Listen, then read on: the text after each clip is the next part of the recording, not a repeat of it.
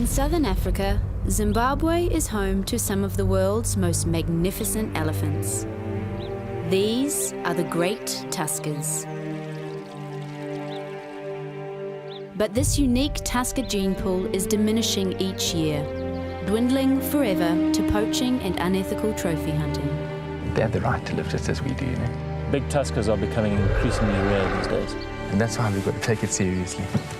Now, for the first time ever, in an attempt to hold on to these great animals, the Zimbabwe National Parks Authority is allowing a dedicated team to attempt to collar and monitor 3 great tuskers from 3 different Zimbabwean national parks.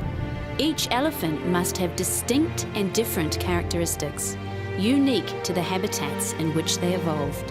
You've got an animal with a specific talent. Wow, I've never been this close. Should these great tuskers wander outside the national park boundaries, trophy hunting of these 3 animals will be strictly forbidden. This is a quest to save an outstanding gene pool in an attempt to let it thrive for generations to come. Join this team of motivated people appealing for ethical thinking to preserve an international treasure. This is pretty intense. Our mission? Let the great tusker gene pool thrive. And the message that we want to share with everyone is that these great tuskers, they need us. They need help, and they need it now. An introduction to our dedicated team on the ground. That's amazing. Meet Craig Van Zyl, armed with an animal science degree and over 20 years of professional guiding skills. That they're not just any old wild animal. They're the most special wild animal. Also known as the Elephant Whisperer, Craig's contagious passion for elephant conservation is second to none. My name is Kate Hockley. I'm an Australian and I came to love the Great Tuskers purely by chance. About 3 years ago, Kate came and did a show with us called the Big 5 Challenge, and a number of contestants were selected. And I was fortunate enough to partner with Kate. What was great for me was to see someone that had a genuine or similar passion for animals, in particular elephants. And one of the things that drew me to Craig was that he treats each elephant like an individual. So instead of saying, I love elephants, Craig showed me that each elephant is so special and so unique in its own way, and they each deserve to be protected. I think her living there, she wanted to find out if there was something she could do.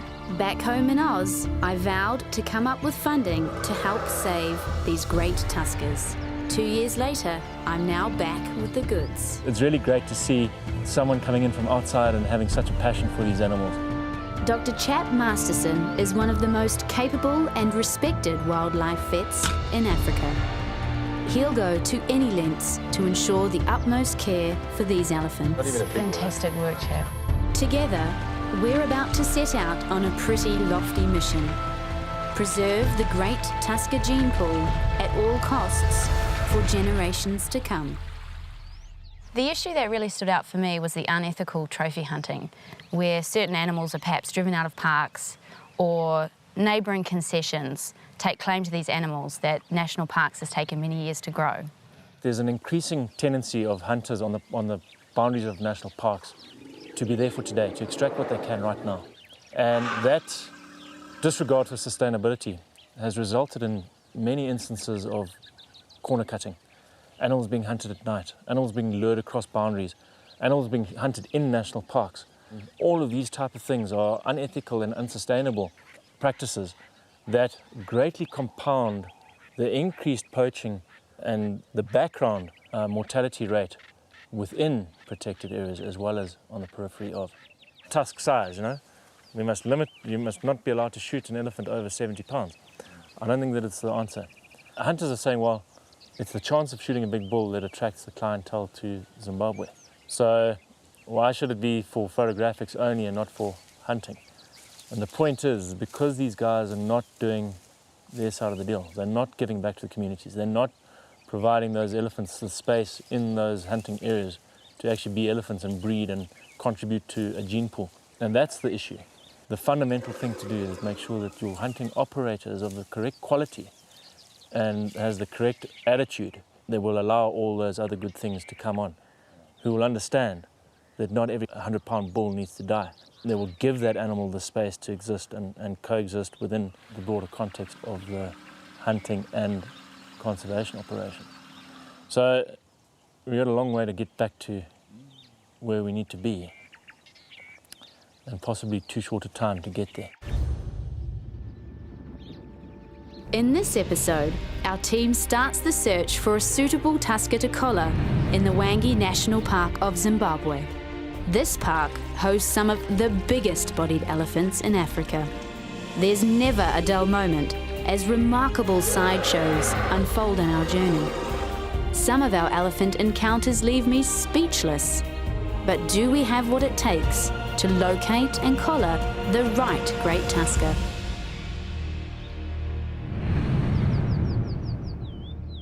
Our country, Zimbabwe, which has a lot of areas set aside for wildlife. And when it was established, and what they did was they chose very different areas, very different terrain and habitats. And one of the things that we've noticed is that each of these habitats and terrains has its own kind of elephant. Their tusks are different, their bodies are different. Darting mature bulls in Hwange is a lot easier than in Matusadona, not least because they're much bigger, The Hwange bulls are the biggest and the strongest, with shorter, thicker ivory. making them a much larger target to hit. Perhaps where it's a much bigger area, they're less used to people. We find them a bit more timid of people. Obviously, a lot of the interaction that people have with elephants is negative because they carry a price on their heads with those tusks. So we find quite different natured animals. And it's very interesting to perhaps compare, or that's what we try to do, is to compare the differences in the national parks.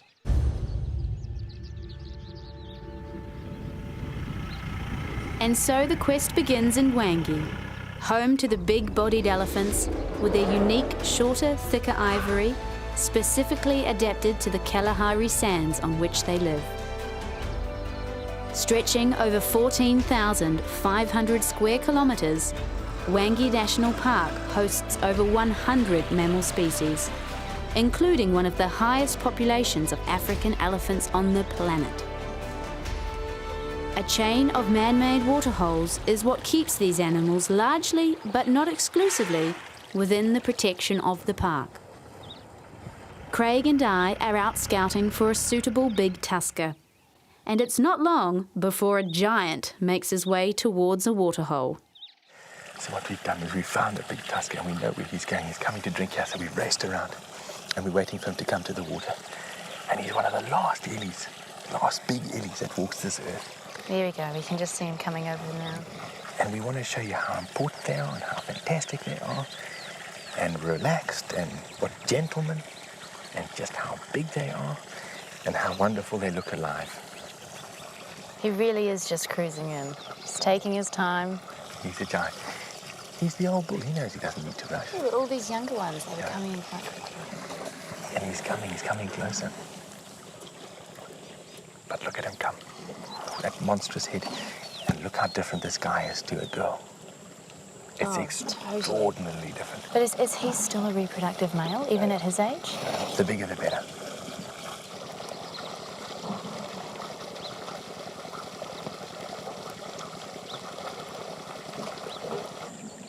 Look at him sucking. That water just stops the flow. That's probably about 10 litres in one gulp. Wow. Now look at us underneath him almost. He's watching us. He's going to be calm. Hello. And that ivory's thick all the way to the end. I just think it's amazing that humans have put such a value on something like this, you know? Ivory's beautiful stuff, but it looks best on an elephant, doesn't it? Oh, for sure. The size of his head, just the girth, it's incredible. He would have seen so much in all his years. So this would definitely be a specimen that a hunter would want to shoot? Pay tens of thousands of dollars to kill him. And why? Look at him. He's a gentle giant. Yeah, we sit 20 feet from him. I love how they actually put the trunk right over top of the pipe. Use the pressure. And you see how tolerant he is of other elephants. He knows who he is. Very self-assured.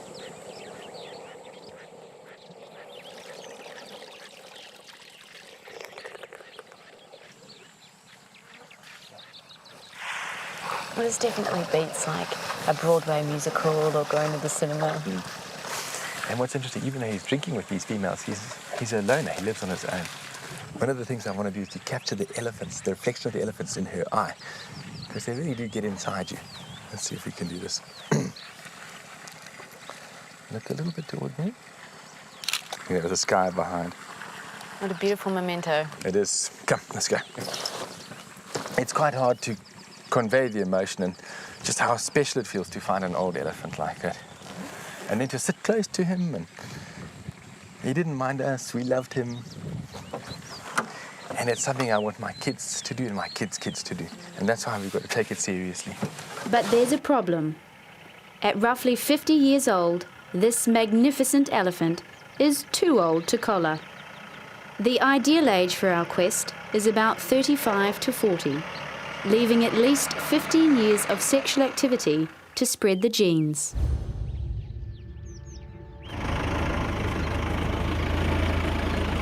On day 2, Craig and I are out searching early, and we make our way towards a very popular waterhole.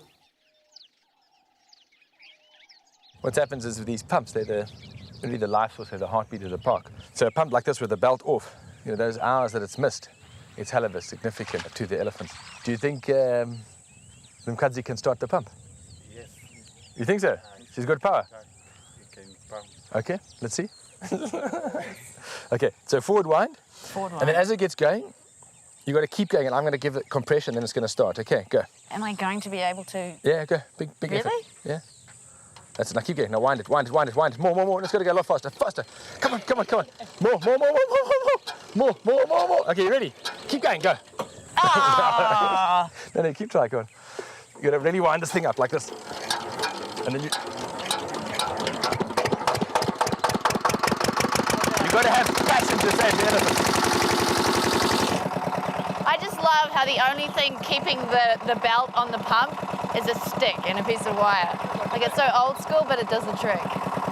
And what's so significant about these pumps is the elephants hear the sound.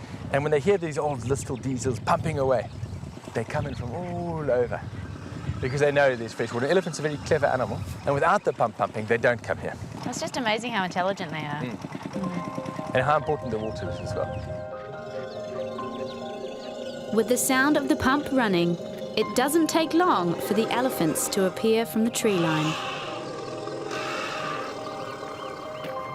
We find a suitable place to sit and observe what appears to be elephant rush hour. Then, almost as a spirit, another giant appears, head and shoulders above all the other elephants. This bull automatically commands respect from everyone. But sadly, he is also too old to collar. He doesn't have many years left to spread his genes. What's more, at his age, there is a risk he wouldn't ever get up after being darted.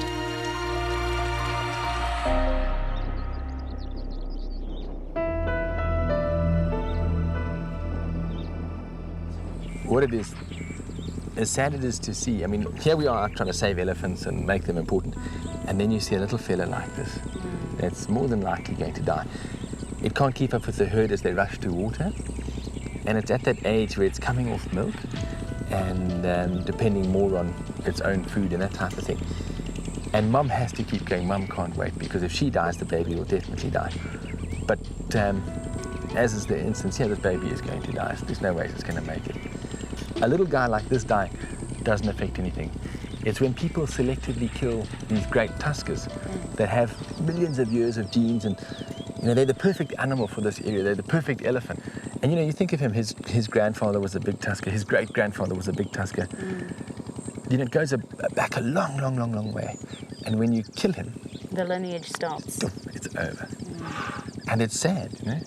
And it's wrong. So in your time in the bush, Craig, have you seen a dramatic decline in the number of big tuskers? I tell you this, I've seen elephants I know go, and that's what's hurt me the most. So bulls that we were almost, for me it felt like a friendship. For them, no doubt it was a tolerance. They tolerated me. So, Like so many of us. like so many, exactly. So those animals that became tolerant or became icons or we'd look out for, many of them over the years have disappeared. And too many. And, you know, I just think they need a break, they need a chance. It's like losing old friends, I imagine. There's an old elephant I've known for years in the park called, we call him Somalisa because of the area he lives. And you go back year after year and there he is. What's amazing about him now is that I've seen him grow old. And he's becoming thin and emancipated. And he only has a few years of natural life left. One of my things, I mean, I'd love to be walking in that park one day, tracking animals, and find him died of natural causes, to find his ivory there. Look at these elephants leaving. Look how slow it is, Kate. They look much more satisfied. Yeah, sad to go almost, because they know maybe it's 24 hours or 36 hours till they drink again. We wait a further 3 hours, but no suitable bull comes near us. So Craig decides to try another waterhole nearby. We arrive just in time to see a herd coming in for water. But they are not alone. A pride of lions is watching from the periphery. Their scent immediately deter the ever-cautious herd, which head back toward the tree line. These Hwange lions are infamous for killing young elephants, and only the big males will dare to venture where they know lions lie in wait. As the last rays of light illuminate the dust, more prey species are drawn toward the waterhole, and the lions lock onto the possibilities of food. You see, Kate, in a situation like this, if those buffalo are going down, they can't see up and the lions are starting to sneak in. And if you have the lionesses that are instigating and these young males are just really watching. But 4 big buffalo like that's a big task. But how does the lion feel about the elephant being here as well? Yeah, look, they're in their way a bit.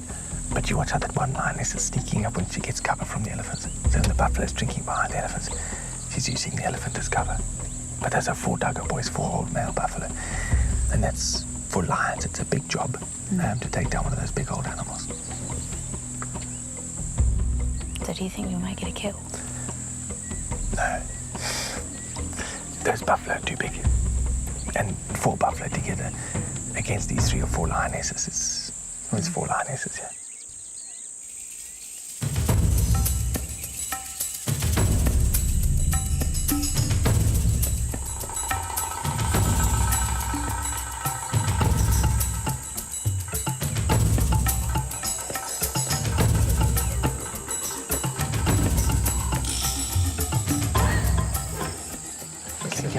Okay. There's 2 more buffalo coming. And they're small. But one's an adult and one's a sub-adult. But I see how the lions have turned. That's how I realized they were there. The lions looked before we did. That's amazing. Yeah. Now there's a chance here. It was so tactical though. 1 second she was walking this way and then she's changed. And you see her sister change? Now they're all looking. See other lions up here? Now they're watching.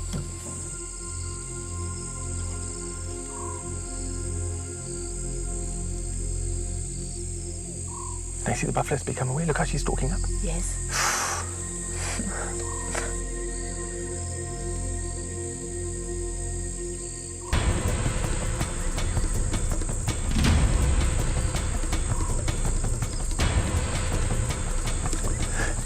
You see how they've separated the smaller one from the big one? Yeah.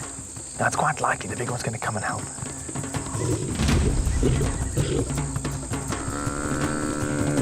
You see one's jumped on? Oh my God. And that's fallen off now. Now watch again. What? Okay, this is a surprise. Look how he's left his friend. I thought that buffalo was supposed to be like aggressive, dangerous creatures.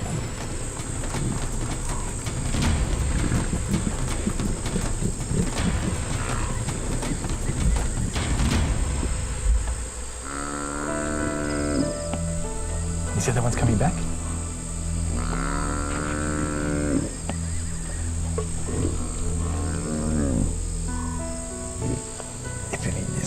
It doesn't stand a chance. I mean, pardon the pun, but once it's down, it's over, Cadovers. Unless that buffalo comes back or the elephants disturb the kill. See how the elephant's walking past him, but really not paying any attention. It's just all that excitement's disturbed him from his drink. But also the big old guys over here, they haven't even moved. No, they just watched it. And you see how they're turning it over now, some have grabbed it from the rim, and one's got its throat, and slowly she's going to suffocate and crush its windpipe. It's quite sad. I mean, nature's so harsh.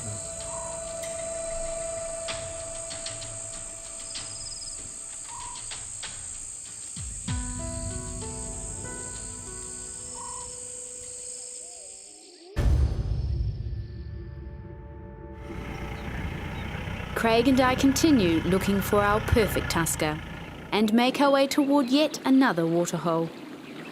As we take up our positions, it looks like we are just in time.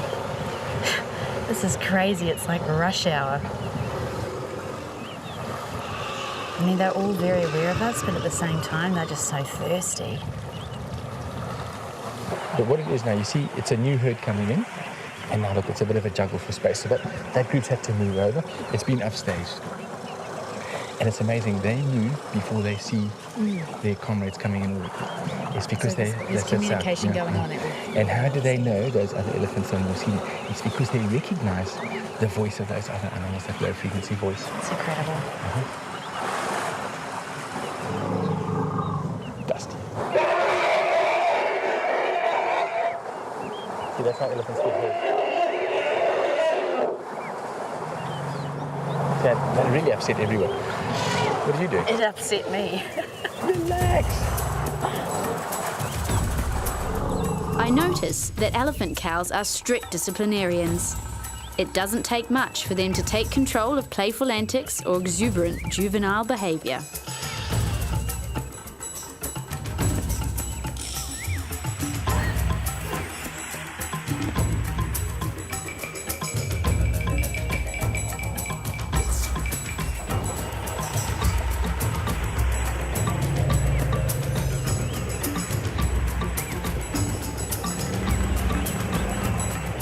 Two herds at the same small waterhole means stress levels are climbing rapidly. It's no surprise that at times like this, elephant aggression is redirected at the crew.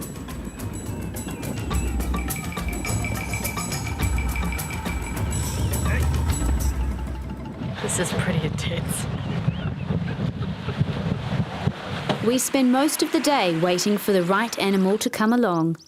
But yet again, we have no luck, and we are forced to make our way back to camp before sundown.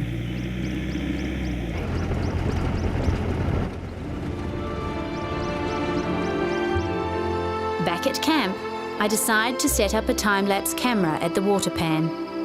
I want to get an idea of how many elephants drink at night, and possibly spot a huge tusker. Plenty of elephants, but sadly, no overnight giant.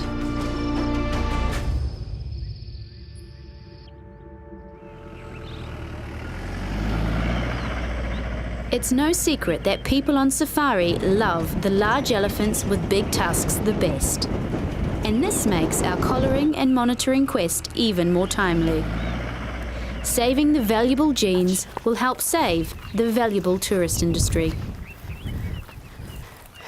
We'll get on one of these highways where these footprints are moving, and we'll see if we can catch up to an elephant.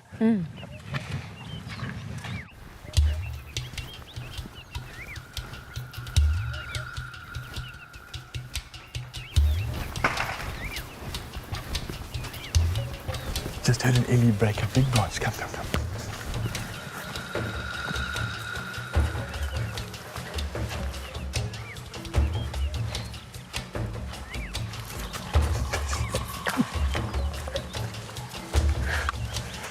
You cannot joke with me like that stuff. It's amazing to actually be able to hear the cracking.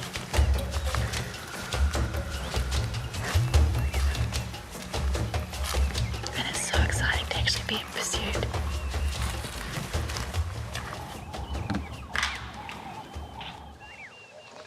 Some elephants like to push down trees.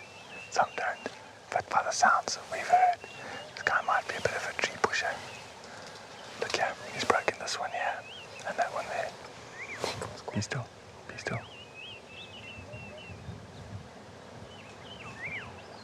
What's this?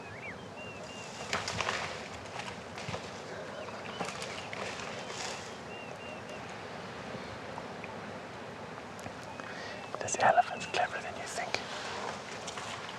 The teak trees are not nutritious, but the teak tree's branches reach up into the acacia branches. And what he's doing, he's pushing the teak trees to break the acacia branches above. Now that's clever. That is very... They don't eat the teak. But look, you see, he's broken an acacia branch down. But it's amazing how strong teak wood is. And he looks like he's just effortlessly pulling the trees over. One of the things that people make a big song and dance about is when elephant numbers get high, and then what happens is they start to change their habitat. Now that's true, elephants do, because they're a mega herbivore. Look how many trees get broken down here. It's like a barren wasteland. But it's not, it's more productive. Look here. This is a home for insects and lizards and that type of thing. And then you see the grass, even grass gets protected. And when grass gets protected like this, these little areas act like a bank of seeds. So when the rains come, there's seeds that haven't been eaten and destroyed. I guess like anything though, it's about a balance. I mean, these animals have lived here for generations, and surely nature's... Because they've lost their habitat to people. That's really what it is. There's not an overpopulation of elephants. There used to be millions of elephants, now there's less than them. So they're just getting condensed to smaller areas. And they try and find safety. Come.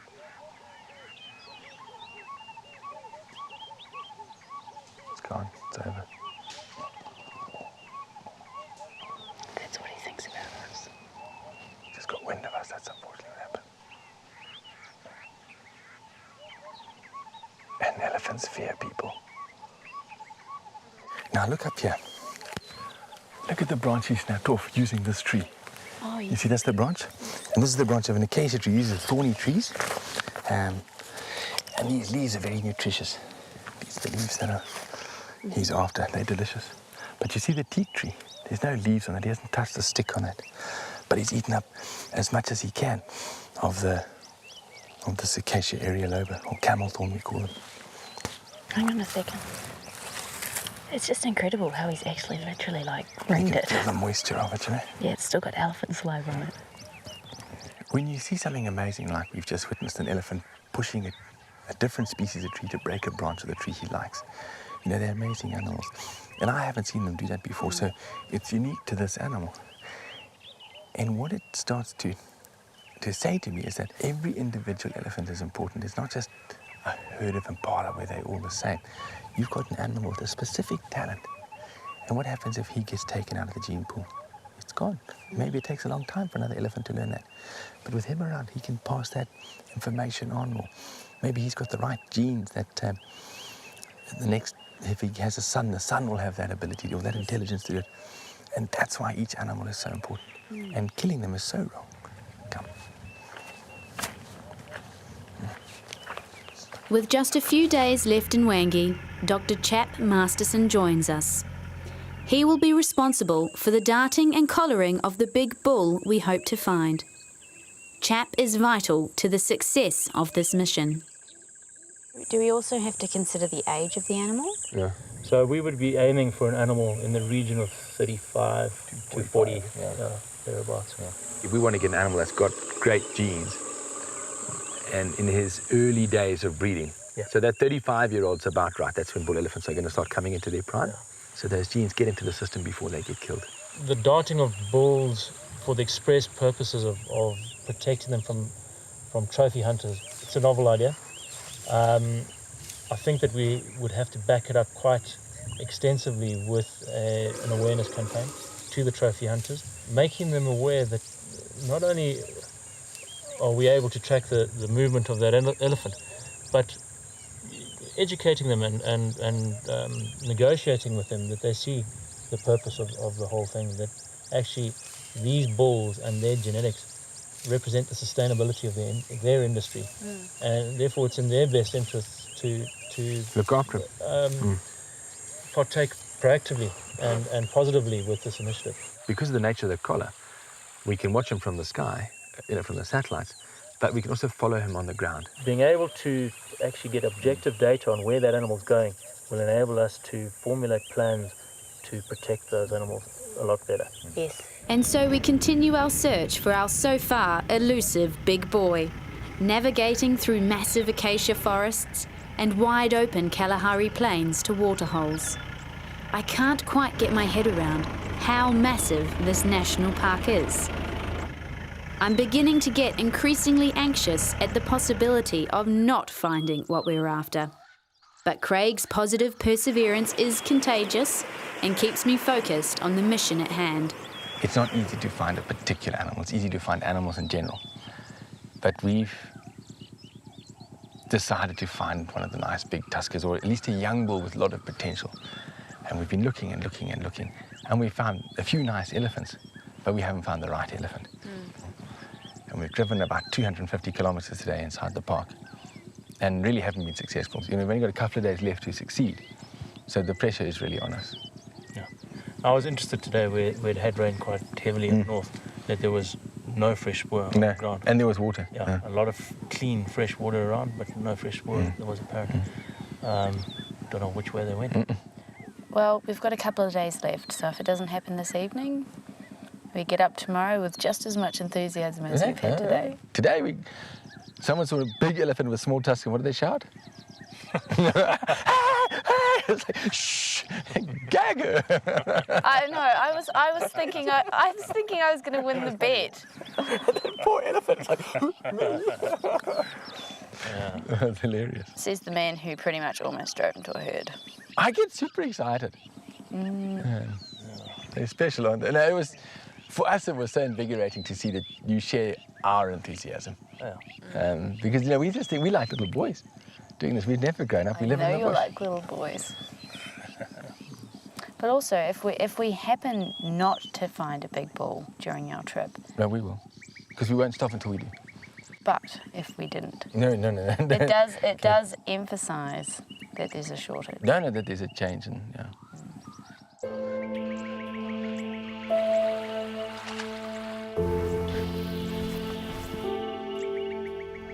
Look at them racing it. Two little ones, much the same size. See the one with a bit of tusk, just over 3 years old. Jeez, it's a sprint to the water.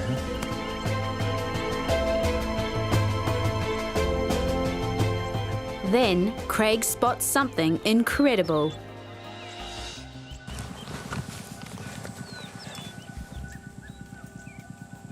Oh my goodness. Try not to move very much because she'll kill you otherwise.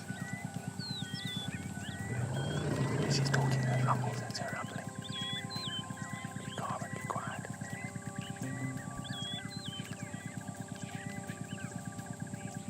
Baby doesn't know about life.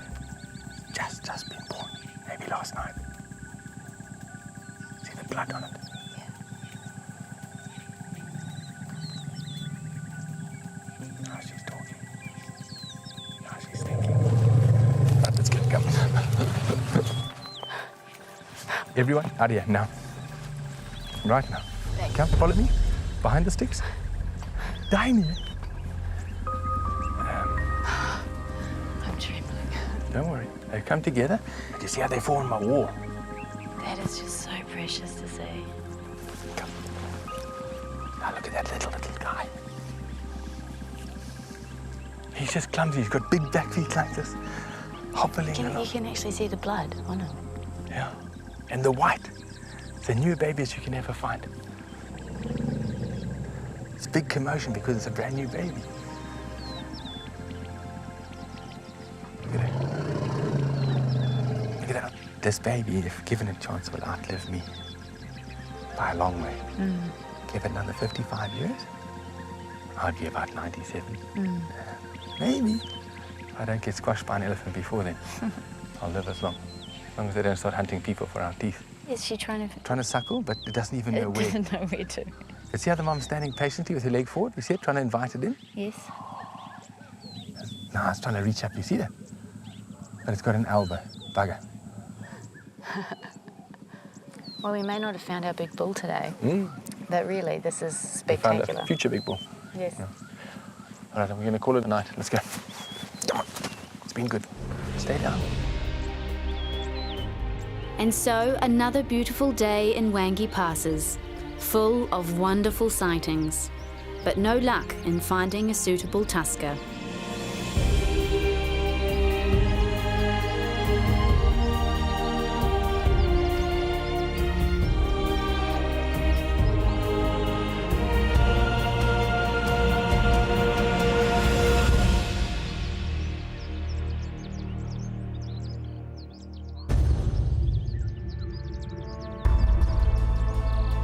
Craig and I have split up from Chap to cover more ground. Suddenly, a vulture sighting draws our attention.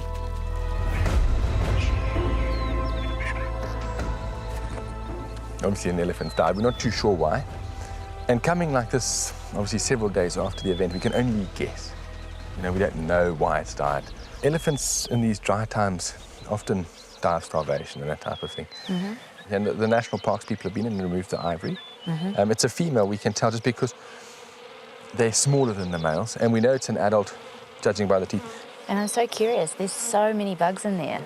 Like, how quickly would they actually do their job? And the flies come in waste very, very away? quickly, and then obviously they lay their eggs, and that turns into these little maggots, and they do a lot. And there have been vultures here, you can see from all the dung, and then hyena footprints around. It really is a circle of life. I mean, you do see it. You've got the big scavengers, then you have all the insects, and then obviously all the bacteria. Shame. And what are other elephants are like when they're around dead elephants? It's amazing. Elephants recognize they're dead. And even an elephant that's been dead for a while, you often see a herd move in and they'll pay attention to the bones, pick up the long bones. It's quite an extraordinary thing to see. And they put their feet, I've seen it, they'll lift a foot like this, one of their big feet, and they'll put their feet over the carcass. They're almost sensing with their feet or something. It's a very unusual thing to see, you know? And it doesn't have to be an elephant from their herd specifically, any elephant they're curious about. I don't know. I think they remember their own. And it's sad to see a dead animal like this, but do you know what's nice about this? She's lived to old age, and not every elephant does that. She's had 8 or so calves in her life, so she's amazing what she's done. She might have been a matriarch even. Look, let's just leave it. There's vultures that we've disturbed, and once we leave, they'll come back and everything will continue. We won't have had any impact on what's going on. Come. Okay. We rendezvous with Chap at a lookout point alongside yet another waterhole. What is happening is national parks on the ground are fighting a battle because the price of ivory's gone up a lot. So a horn can be worth many, many thousands and thousands of dollars. And when that happens, more and more people will come and risk their lives. But this is more the poaching, right? Yes, yeah. From a social point of view as well, the big bulls exert, through their dominance and through their presence, exert quite a lot of discipline within a lot of elephant over a large area. And when you take them out of the equation, you get younger bulls coming, maturing faster, becoming dominant faster. Yeah, coming into mass too soon. Too soon. Oh, that's so interesting. Before their brains have actually matured to take on that role. And you end up with a lot more delinquency, both aggression, in form of aggression to other animals, other elephant, and to humans, and in certain places, it's been suspected that it leads to increased habitat destruction because these animals You become tree pushers and stuff, and just showing off their, throwing their weight around. So they need the old guys to keep them in their place. Absolutely. So what we do is we come and we walk around all of these pans to see big footprints. And big footprints are from elephants. And these elephants are so big. You won't believe it when you see one down, when he's sleeping before we wake him. I mean, you'll have a perception of how big they are, but when you see it compared to us on the ground, they are phenomenally big beasts. But there don't seem to be too many tracks or anything here, No, it's not working for us. We're going to have to go to another place. Okay. With time running out, we split up again to cover different areas of the park.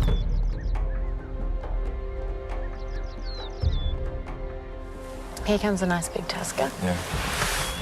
There he is. Look how tall he is. He's an old elephant. Look at this. Wow. But short, curly ivory. Now watch how he'll dominate. Look at the dents in his head. He's an old animal. And maybe it's because of his small ivory that he's survived to old age. Look, he knows what to do. He knows to come around that side, where the water's coming out and face the water. Life's going to get a lot easier for him. Watch him move this young elephant out gently. So big bulls tolerate babies. Look at that. Little baby can drink with the big bull, whereas a sub-adult male can't. So in terms of the big tuskers, Yes. if this water wasn't pumped in here, is there more of a risk for them to then actually migrate out into the areas where they're not protected? For sure. Or less protected. I mean, elephants still get killed in these parks by poachers. And they move, they move big distances, and that's one of the things we wanted to find out is where they're going. And why they're losing their lives, For some reason, I just assumed that trading in ivory was illegal. I thought CITES or one of those worldwide It's controlled. authorities. So, certain things like a rhino horn you just cannot trade in. Yes. But certain countries like this, which have a lot of elephants, and there's obviously elephants that die, and they allow the trade. So and they're there's a certain number given a quota or something. Well, for hunting there's a quota, but for ivory it's obviously collected ivory. But unfortunately there is a huge trade in illegal ivory. You can shake it there. You see how you can read it before it happens.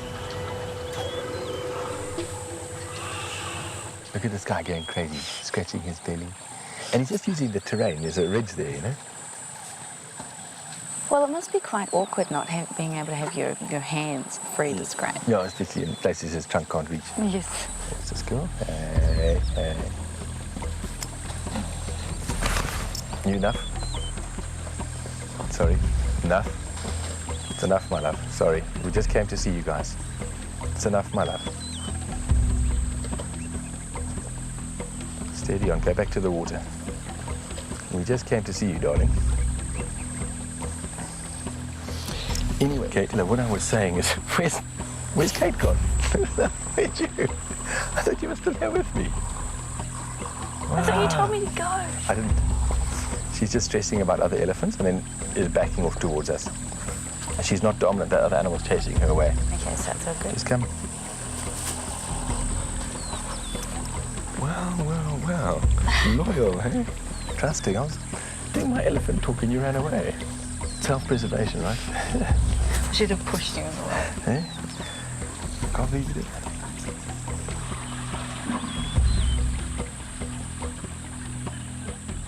All of these interactions are stunning to watch, but another day goes by with no luck. Craig and I split off from Chap to cover more ground. Suddenly, we hear fantastic news over the radio. At last, Chap has located a suitable Great Tusker resting up under a shady tree. Hearts pounding, we race off to join Chap and prepare for action. But there's a complication. This huge bull is resting with a companion. Elephant bulls often associate with what appear to be friends, so to collar our big boy will take careful planning. His friend is likely to be protective. We're going to have to get quite a long approach like this. Okay. Chap and Craig have gone in on foot. It's much safer for us, the crew, to stay by the car just while they do the darting because we really don't want to interfere with the animal. The elephant's kind of in a fairly open area in the shade of a tree, and that gives us no cover. So yes, we can easily sneak up and get a dart in, but if he turns on us, there's no safe place for us to go. The last thing we want to have to do is shoot. Exactly, it'll be completely opposite what we want to do. Just think we've got a good wind coming on. Yeah, you just stay. Yeah. We can afford to spend the time. And he is wait for him to move into a favorable position. How big is his tusk? His left tusk. He's got great genetics, big, thick ivory. Look, the further away we are, the better. Come.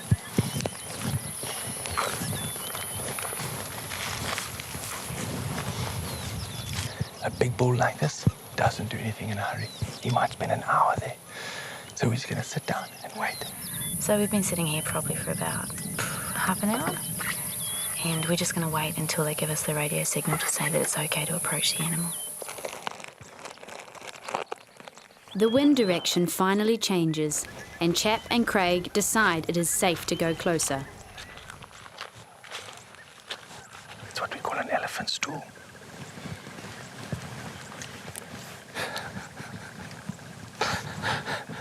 Too much time in the sun will do this to you. You find yourself funny.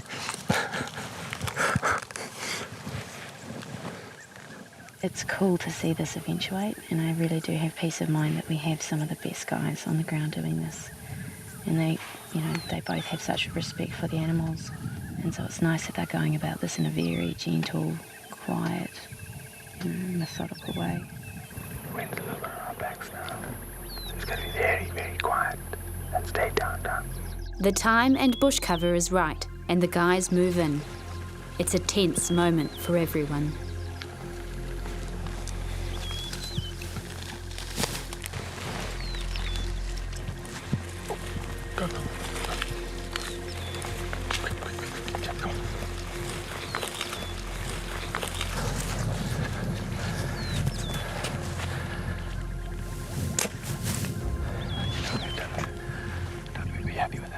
The positioning of the dart is perfect. The guys find suitable cover to wait out the time. This is completely what we've been waiting for. The guys actually pursued the big bull. They've clearly darted him, and he turned around and flapped his ears at them, so he's very much aware that they're there. But he hasn't taken off yet. So the guys have radioed us, and we've got to get all ready. We've got the collar, we've got the water, we've got to take the truck over. The dart went in at 17 minutes past, so we've been in for about 4 minutes now, just under. Yeah, you started about a minute after, so about 4 minutes. So the next 2 or 3 minutes, we're probably going to see the first signs of whether it was successful. Okay, Troy's starting to stay, so just stand by, he's about to go down. Our Great Tusker goes down in a perfectly shaded area, which will make this task a lot less stressful for him, as he is less likely to overheat. This is actually as good as it gets. The team burst into action. Our big boy is about a 35-year-old animal, giving him at least 15 years of sexual activity, and each tusk the chance to grow another 3 feet in length. This tusker will ultimately be massive.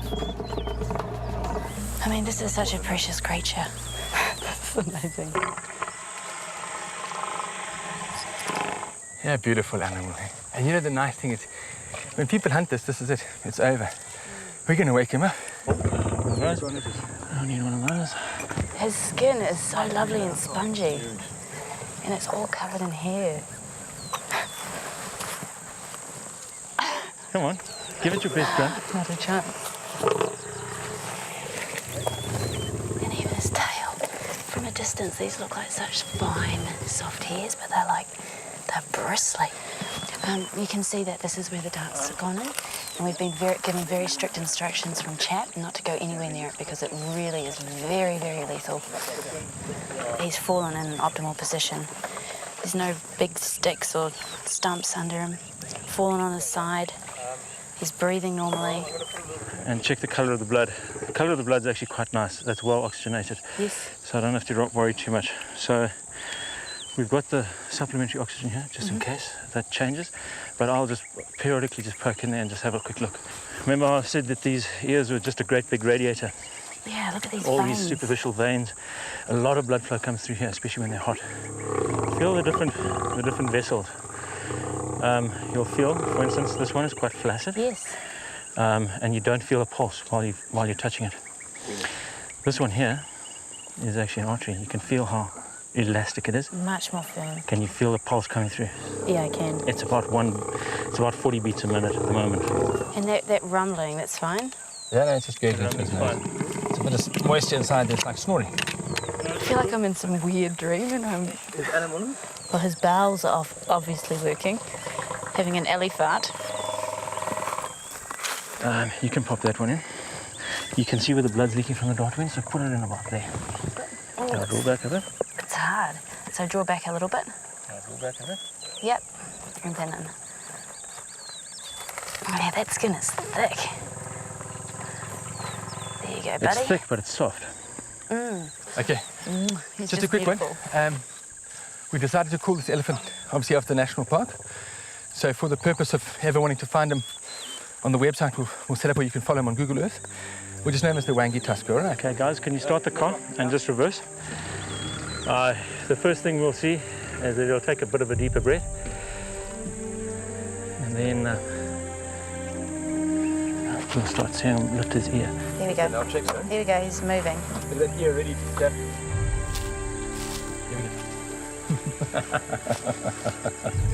There he goes. Look, guys, the miracle. Hey? One more time. There he goes. Look at this. He's a big, strong animal. There we go, my boy. Come on. Toss that one. He's up. Good boy. Whew, he says. Hey, still checking, see? What is that all about? He doesn't even know he's got the collar. He doesn't react to the collar at all, just about getting away from us. Yes. Well done, Chap. Not even a big one. Fantastic work, Chap. Well done, Troy. We will be friends with this elephant forever. This is great. Oh, shut up. What he's doing now is more about smelling the ground, trying to get away from us. He's smelling his feet where you've touched. You see, he even knows where you've touched him. Awesome, man. I've never seen them reverse quite as much as that before.